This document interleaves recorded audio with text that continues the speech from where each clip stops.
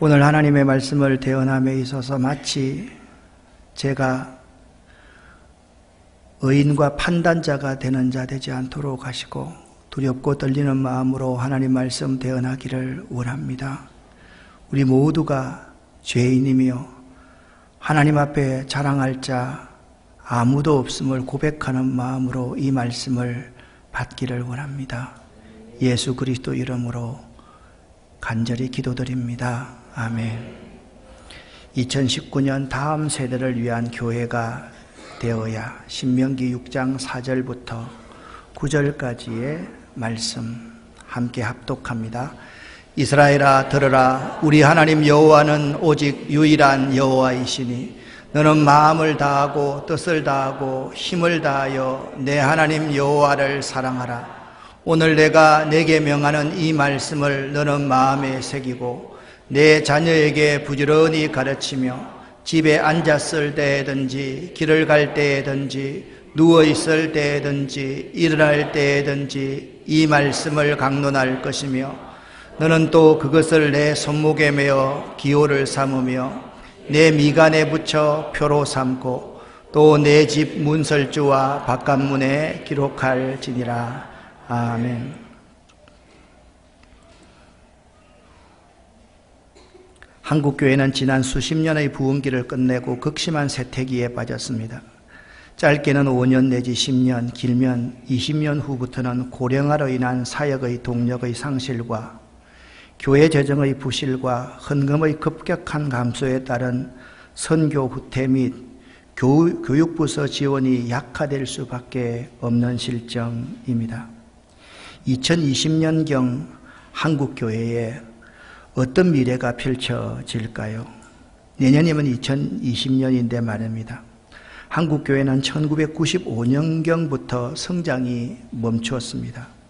1996년도부터 2000년은 늘지도 줄지도 않는 정체기였습니다.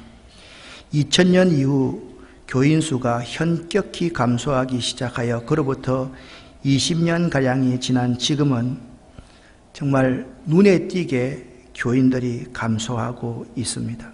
그런데 2000년 이후에 두 가지의 특징적인 현상이 나타납니다. 한 가지는 30대부터 50대가 2010년쯤까지 폭발적으로 성장을 합니다. 그러니까 30대부터 그 시대에 지금부터 한 15년 전부터 30대부터 50대가 폭발적으로 성장을 하고 그 성장하는 그 배후에 전체 교인 수는 감소하기 시작합니다. 그리고 청년 대학부는 몰락하기 시작하고 주일학교가 붕괴되기 시작했습니다. 이때 교회 30대부터 50대까지의 재정적으로 든든한 분들이 교회에 오다가 보니까 교회 안에서 많은 재직들과 지도자들이 착시 효과를 가져왔습니다. 괜찮네, 교회가 성장하네. 그런데 교회가 성장하는 것이 아니라 교회가 현격하게 쇠퇴하고 있었는데 말입니다. 아마도 2050년경에는 1000만 그리스도인이라고 하는 교인 수가 300만 내지 400만 명으로 감소할 것입니다. 주일학교는 전체 교인의 5% 내지 10% 미만으로 감소할 것으로 예측이 됩니다.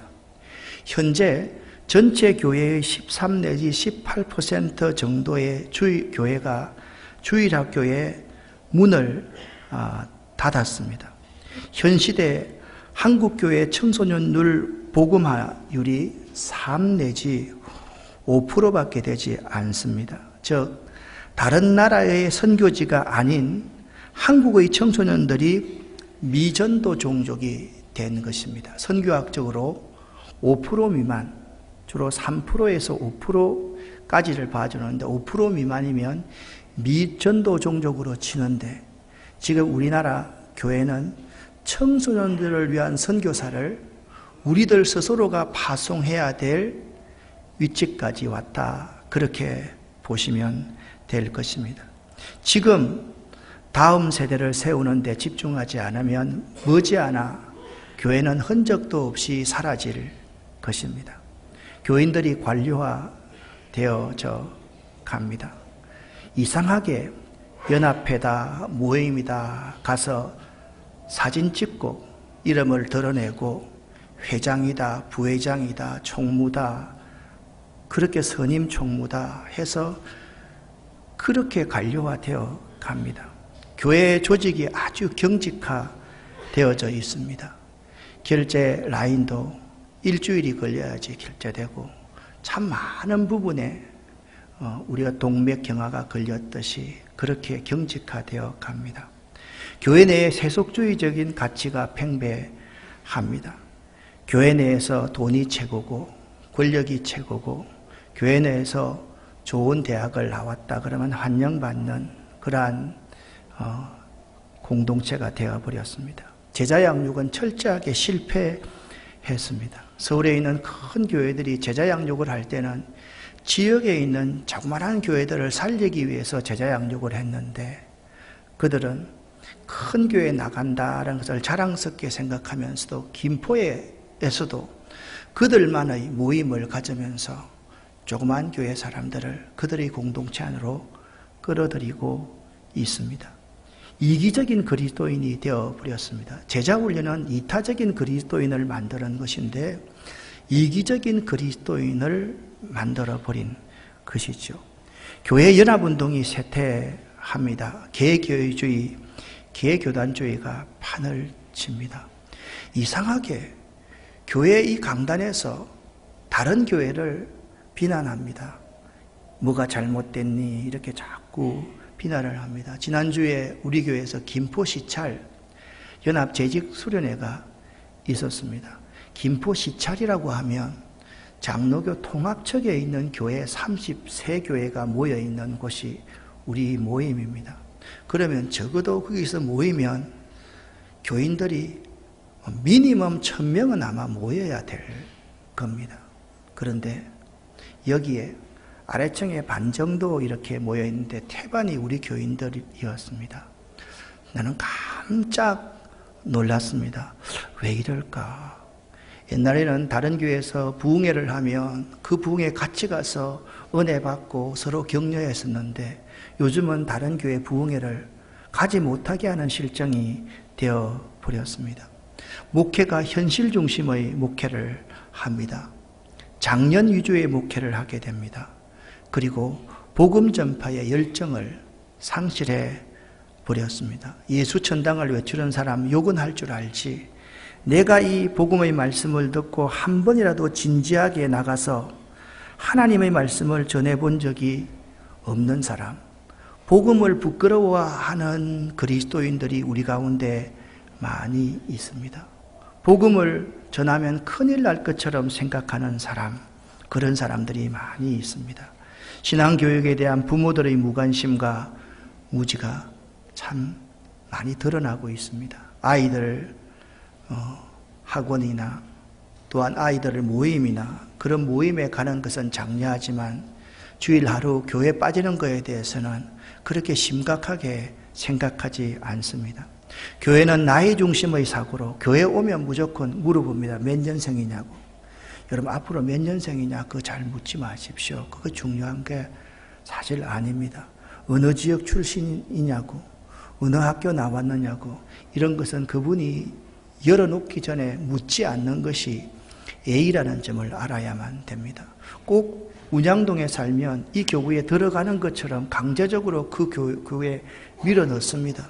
30살부터 35세가 되면 이 선교에 안 들어가면 큰 죄를 짓는 것처럼 자꾸 사람들을 밀어넣습니다.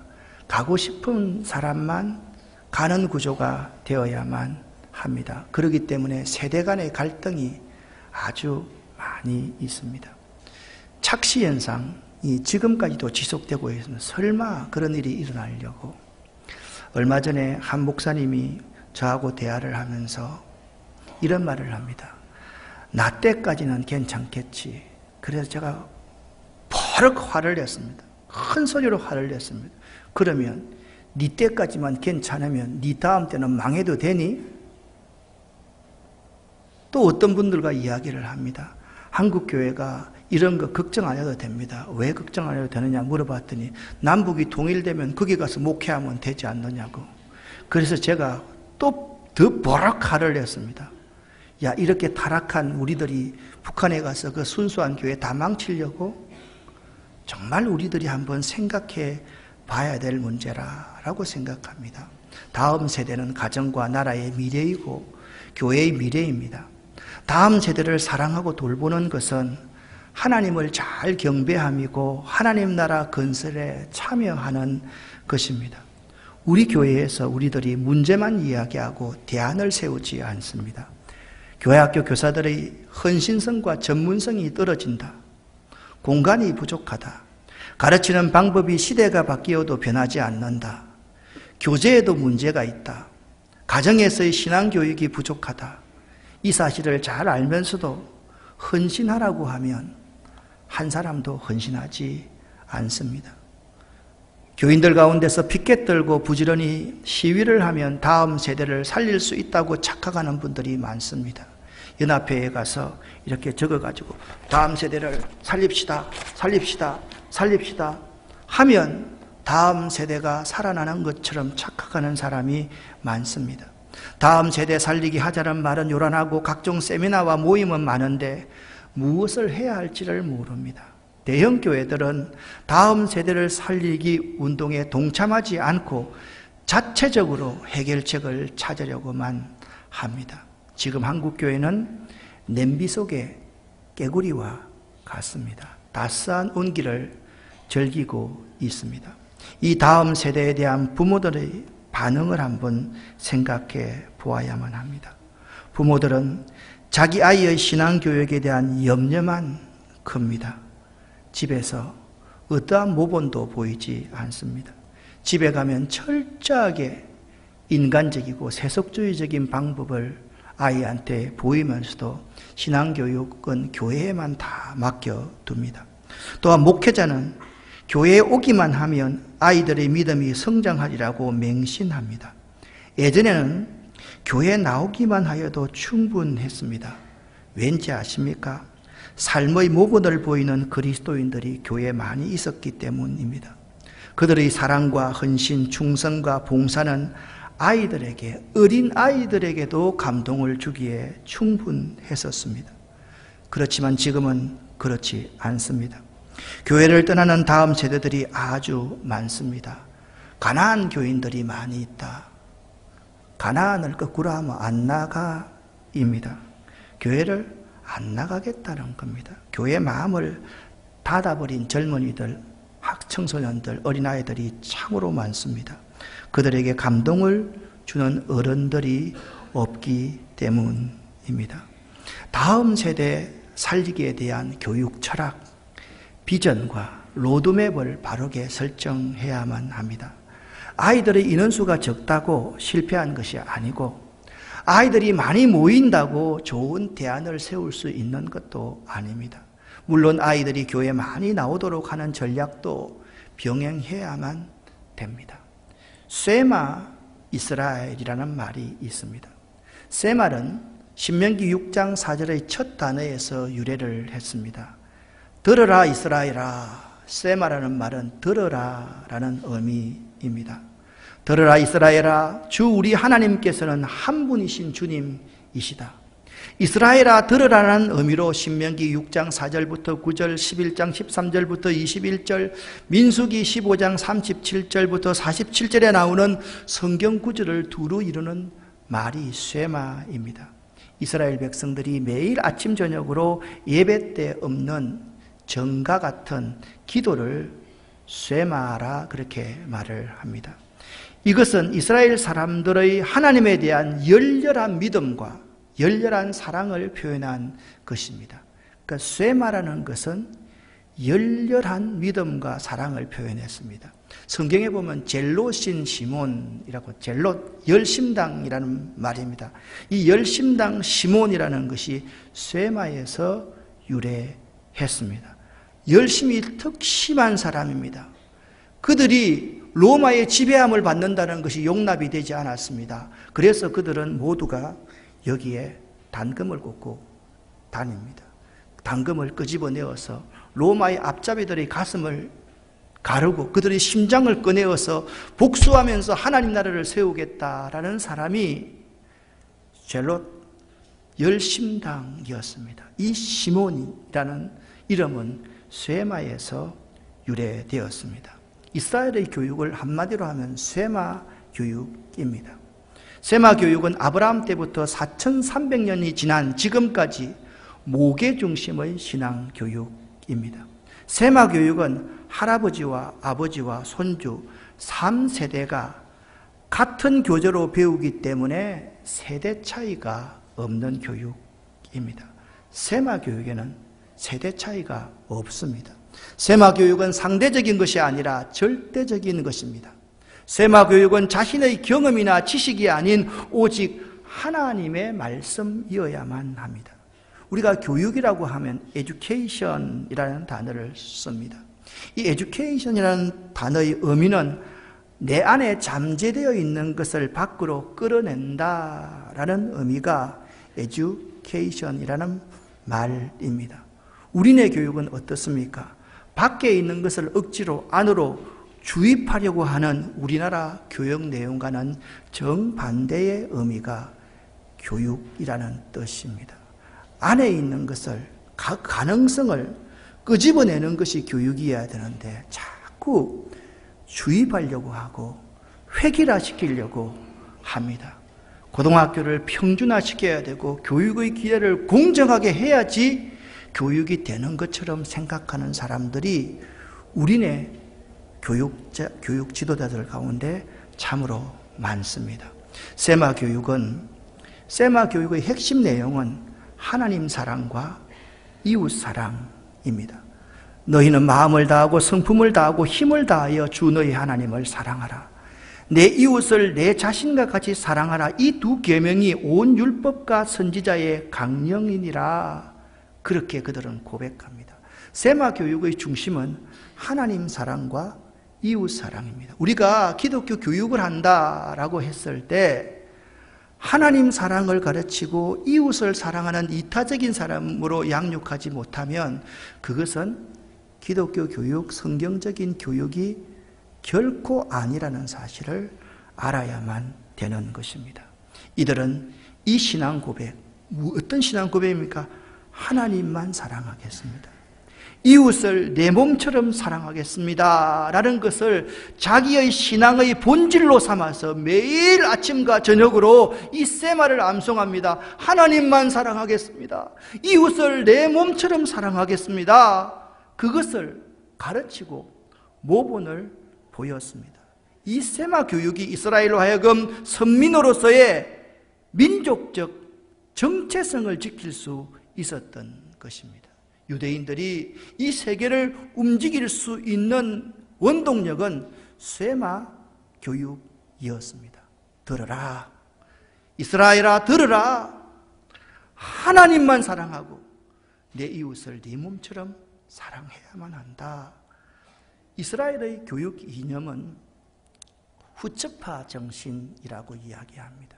후츠파는 히브리어로 뻔뻔함, 담대함, 저돌성, 무례함 등을 뜻하는 말입니다. 오늘날 이 후츠파 정신은 어리석부터 형식과 권위에 얽매이지 않고 끊임없이 질문하고 도전하며 때로는 뻔뻔하면서도 자신의 주장을 당당히 밝히는 이스라엘 특유의 도전 정신을 가진 사람으로 키운다는 교육 정신이 후츠파 정신입니다. 이 후츠파 교육의 7가지 요소가 있습니다. 형식 타파, 질문의 권리, 섞이고 설림, 위험을 감수하고 목표 지향성, 끈질김, 실패로부터의 교훈 얻기입니다. 후츠파를 통하여서 그들은 이러한 교육 과정을 이루어냅니다. 형식을 탈피합니다. 노라고 할 줄 아는 아이로 키웁니다. 오늘날 우리 체육계에 문화계에 번져있는 수없는 우리 아이들이 당하는 것, 그것이 후츠파처럼 아이들을 당당하고 뻔뻔하게 키워내지 못할 우리의 책임임을 알아야만 됩니다. 후츠파를 통해서 그들은 권위를 탈피했습니다. 남들과 다르게 키웠습니다. 화합과 창의를 주장했습니다. 상호 교류 속에서 아이의 재능이 성장한다는 사실을 그들은 알고 있었습니다. 위기를 감수합니다. 도전이 없으면 열매도 없습니다. 오늘날 우리의 부모들은 학교까지 따라가고 유치원까지 따라가고 유치원 교실 앞에까지 따라가고 유치원 마칠 때까지 밖에서 기다리는 우리 아이들 스스로가 위기에 대한 저항력을 전혀 키워내지 못하게 하고 있는 것입니다. 후츠파를 통해서 목표 지향적인 사람을 키워냅니다. 목표가 성취되고 목표가 다가갈수록 그들의 성취감이 더 커집니다. 끈기를 가르칩니다. 마라톤에서 그들은 이기는 법을 가르칩니다. 실패에서 배웁니다. 실패 없는 도전은 없습니다. 실패의 극복이 아이들을 크게 키웁니다. 우리는 후츠파를 통해서 교육하는 그들을 배울 수 있어야만 합니다. 유대인의 교육의 방법은 하브루타라는 방법입니다. 유대인들은요, 모세오경을 거의 정경으로 사용합니다. 창세기, 출애굽기, 레위기, 민수기, 신명기 이 5가지가 모세오경입니다. 그런데 모세오경 다음으로 가장 중요하게 생각하는 것이 탈무드입니다. 이 탈무드에는 유대인의 율법, 전통적인 습관, 축제, 민간 전성, 해설 등을 총망라해서 이 탈무드에 다 지혜로 담고 있습니다. 탈무드는 유대인의 정신적인 문화유산을 집대성한 것입니다. 이스라엘 백성들은 토라라고 하는 모세오경 다음으로 탈무드를 매우 중요시합니다. 탈무드를 공부할 때 사용하는 방법이 뭐냐면 하브루타입니다. 하브루타는 나이, 계급, 성별에 관계없이 2명이 짝을 지어서 서로 논쟁을 통해서 진리를 찾는 것을 의미합니다. 그들은 하브루타를 통하여서 유대인들만의 독특한 방법으로 쇠마 정신이 뭡니까? 하나님 사랑과 이웃 사랑의 정신에 입각한 토론을 시작합니다. 모든 토론의 내용은 하나님 사랑과 이웃을 사랑하는 이타적인 정신에서 시작합니다. 이스라엘의 모든 교육 과정에 이 하브루타는 다 적용이 되는 것입니다. 부모나 교사는 아이가 궁금증을 느낄 때 부담 없이 질문할 수 있는 환경을 조성하고 함께 토론을 이어가지만 답은 절대로 가르쳐 주지 않습니다. 스스로 답을 찾을 수 있도록 유도만 합니다. 답을 찾는 과정을 통해 지식을 완벽하게 체득할 수 있고 새로운 방법을 찾아낼 수 있다라는 것입니다. 또한 하브루타의 또 다른 장점은 다양한 시각과 견해를 알게 된다는 것입니다. 하브루타 하는 2사람은 하나의 주제에 대해서 찬성과 반대의 의견을 동시에 경험하게 됩니다. 이를 통해서 새로운 아이디어를 끌어낼 수 있는 것입니다. 이스라엘의 경언에 이런 격언이 있습니다. 그들의 문화에서 이런 격언이 나오게 되는 것이죠. 2사람이 모이면 3가지 의견이 나온다. 그들의 문화가 이렇게 토론하는 문화니까 잘 경청하고 자기 의견을 내기 때문에 제3의 의견이 나올 수가 있는 것입니다. 그들은 아이들에게, 다음 세대들에게 이렇게 가르칩니다. 토론의 성패는 중요하지 않다. 논쟁하고 내 의견을 아낌없이 가감없이 피력하고 상대의 의견을 잘 경청하는 것이 중요한 과정이다. 내 걸 말하고 상대의 의견을 잘 경청하는 것이 매우 중요한 과정임을 그들은 가르칩니다. 우리 아름다운 교회는 이런 교육을 하고 싶습니다. 사실 저는 수학교육학을 했습니다. 수학교육을 했고 부전공을 영어교육학을 했습니다. 그리고 신학대학원을 공부하고 나서 저 전공은 기독교 교육학입니다. 제가 21년 전부터 교회 개척을 하면서 정말 해보고 싶은 가장 중요한 것은 다음 세대를 위한 교육이었습니다. 우리 아름다운 교회는 이런 교육을 하고 싶습니다. 먼저 융통성이 있어야만 됩니다. 획일적이면 안 됩니다. 올곧은 가치와 철학이 있어야 됩니다. 그리고 타율적이 아니라 자율적인 교육입니다. 하나님의 형상을 회복하는 교육을 하고 싶습니다. 융통성 있게 올곧은 가치와 철학으로 자율적으로 하나님의 형상을 회복하는 교육, 이 교육을 우리 교회가 하고 싶습니다. 우리 교회는 21년 전부터 4대 사역을 정해 놓았습니다. 인재양성, 복지, 환경, 중앙아시아 실크로드를 라이프로, 중앙아시아 선교, 이 네 가지 가운데 첫 번째가 인재양성입니다. 교회 예산의 50% 이상을 인재를 키우는 일에 사용한다. 이 첫 번째의 우리의 방향은 어느 누구도 바꿀 수가 없습니다. 예수님의 삼중사역이 무엇이었습니까? 회당에서 가르치시고 천국 복음을 전파하시고 백성 중에 병든 것과 약한 것을 고치신 것이 예수님의 삼중사역입니다. 예수님의 삼중사역을 따라가는 목회입니다. 교육입니다. 그리고 교회의 사명 5가지입니다. 예배와 교육과 선교와 봉사와 구제, 교제, 이 5가지인데 교회의 사명 가운데 이 교육은 매우 중요한 것이기 때문에 그렇습니다. 융통성 있는 교육, 올곧은 가치와 철학이 있는 교육, 자율적이고 창의적인 교육, 하나님의 형상을 회복하는 교육, 이 교육의 방향이 우리 아름다운 교회 다음 세대를 위한 교육의 방향이 되어야만 합니다. 먼저 그러기 위해서 교회의 생태계를 복원해야만 되겠습니다. 지금까지 교회는 산업화 시대의 성장주의의 패턴을 따라왔습니다. 한 사람의 야망을 이루는 교회일 수가 있습니다. 우리 욕심이 주가 되었습니다. 어떻게 하면 사람이 많이 모이느냐가 주가 되었습니다. 노예 같은 모임에 가면 그 교회의 교세에 따라서 그 목사님의 위치도 달라집니다. 실제로 깜짝 놀랐습니다. 항상 이 교회가 있으면 순서가 있잖아요. 먼저 생긴 교회, 큰 교회가 순서 앞으로 갑니다. 아이들과 선교활동, 이것을 성장을 위한 도구로만 사용합니다. 탈북민들이 많이 왔습니다. 그들에게 진정한 사랑과 섬김의 모습, 그들을 긍휼히 여기는 모습으로 다가가는 것이 두 번째입니다. 교회 성장을 위해서 이들을 우리 교회로 끌어와야만 되었습니다. 또 어린이집을 하고 유치원을 하면 모든 선생들이 다 우리 교회로 와야만 합니다. 자기 교회 다니면서 우리 교회 섬기면 안 되는 것입니까? 우리는 어떻게 하면 사람을 많이 모을까, 채울까에 관심을 가지고 있었습니다. 그러다 보니까 건강한 생태계 환경을 만들지 못하고 생산품만 만들게 되었습니다. 생산품만 만들게 되면 그에 부수되는 모든 찌꺼기들이 우리를 찌르고 우리를 병들게 한다는 사실을 알아야만 됩니다. 유기적인 교회 공동체를 이루지 못한 것입니다.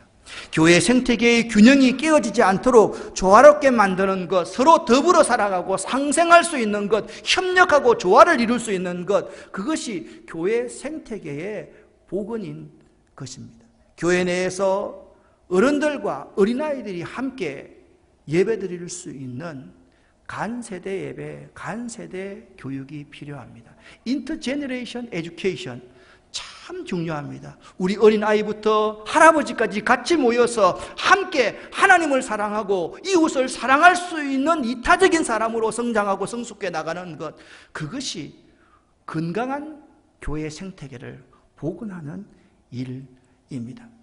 예수님께서 하셨던 것처럼 할 수 있어야만 됩니다. 예수님은 하나님 나라를 설명하실 때 어린아이 하나를 앞에 놓고 이렇게 말합니다. 하나님 나라가 이 어린아이와 같아 라고 그렇게 말씀하셨습니다. 우리들은 다음 세대 아이들의 가치를 바로 알지 못합니다. 아이들의 사역에 우선순위를 두고 그들에게 예수님을 바로 알게 하고 말씀의 뿌리를 내리게 하고 함께 하나님 나라를 세워가는 동력자가 될 수 있어야만 합니다. 통계에 의하면 예수 믿는 사람의 70%가량이 15살 이전에 예수님을 알았다고 합니다. 그렇다고 하면 우리 한번 생각해 보십시다. 우리 아름다운 교회가 이렇게 교인이 많은데 청소년부 아이들 30명밖에 모이지 않습니다. 그러면 이 아이들이 이 15세 미만의 70%가량이 예수님을 알아야지 나중까지 믿게 될 터인데 지금 우리 아이들 3% 정도, 5% 정도가 예수를 믿으니까 우리의 미래는 참 암울하기만 한 것입니다. 모세가 태어날 때 바라오는 모세와 같은 또래의 어린아이들 다 죽였습니다. 예수님이 태어날 때 예수님 또래의 같은 아이들을 다 죽입니다. 하나님은 모세를 통해서 예수를 통해서 세상의 사람들을 살리고 구원하기 위해서 구원자를 보내셨는데 사단은 끊임없이 다음 세대를 죽이려고 하고 있다라는 사실을 알아야만 하는 것입니다. 우리는 다음 세대를 위해서 그들만의 공간을 확보해 주어야만 합니다. 가정도 학교이지만 학습을 위한 공간은 반드시 따로 준비해 줘야 하듯이 먼저 인생을 산 우리 부모들은 그들을 위한 공간을 마땅히 확보해 줘야 할 의무가 있습니다. 위기라고 말을 합니다. 이 위기를 기회로 삼을 수 있어야만 합니다. 위기를 바로 깨닫고 진단하면 그 위기는 기회가 될 수 있는 법입니다. 목회자와 교회의 리더들이 이 절박함을 깨닫고 지금부터 눈물로 씨를 뿌려야만 합니다. 이 선한 열매는 단지 교회에서만이 아니라 이 사회 전반에도 선한 영향력으로 나타나게 될 것입니다. 사랑하는 아름다운 교회 성도 여러분, 여러분과 제가 가지고 있는 패러다임을 바꾸지 않으면 안 됩니다. 그리고 미래를 준비하는 지혜를 가질 수 있어야만 합니다. 세상이 바뀌었다고 교회가 바뀌어져야 하는 것은 아닙니다. 바뀐 세상에 대하여 바른 가치를 가지고 도전하는 다음 세대를 키워내야만 하는 것입니다. 사도 바울은 믿음의 아들 디모데에게 디모데후서 2장 2절에 이렇게 말을 합니다. 같이 한번 읽어보겠습니다. 또 내가 많은 증인 앞에서 내게 들은 바를 충성된 사람들에게 부탁하라. 그들이 또 다른 사람들을 가르칠 수 있으리라. 아멘. 여기 복음의 5대가 있습니다. 예수 그리스도는 바울에게 부탁했습니다. 바울은 디모데에게 부탁을 합니다. 디모데는 그 주변에 있는 충성된 사람들에게 부탁을 합니다. 또 그들 충성된 사람이 또 다른 사람들을 가르칠 수 있는 것입니다. 우리가 모든 문제를 다 해결하려고 해서는 안 됩니다. 세상이 바뀌었다고 해서 전규택 목사와 여러분들이 이 문제를 해결할 수 있는 것이 결코 아닙니다. 이 문제를 해결할 수 있는 것은 우리가 아니라 우리 다음 세대가 이 세상을 향해서 바른 가치를 가지고 올곧은 가치를 가지고 도전하는 그들 세대를 키워내지 않으면 우리의 미래가 없다라는 사실을 꼭 명심할 수 있기를 바랍니다. 2019년 다니엘처럼 뜻을 정하고 살아가는 여러분 될 수 있기를 예수 이름으로 간절히 축원합니다. 2019년 여러분과 제가 생명을 살리는 그러한 교회와 교인들이 되기를 예수 이름으로 간절히 축원합니다. 2019년 여러분과 제가 다음 세대를 세우는 귀한 교회와 우리 공동체가 되기를 예수 이름으로 간절히 축원합니다. 기도하겠습니다. 하나님 아버지여, 하나님 은혜를 감사합니다. 아름다운 교회를 통하여서 다음 세대를 세울 수 있기를 원합니다. 주님, 저희 교회를 마음껏 사용하여 주시옵소서. 저희 교회를 통해서 일하여 주시옵소서. 저와 우리 모든 교우들을 통하여서 하나님 일하시옵소서. 저희들이 뜻을 정했습니다. 저희들이 세상의 생명을 살리기로 작정했습니다. 우리 다음 세대가 이 거대한 세상을 이겨낼 수 있도록 우리가 그들을 키워낼 수 있도록 도와주시옵소서. 예수 그리스도 이름으로 축복하옵고 간절히 기도 올립니다. 아멘.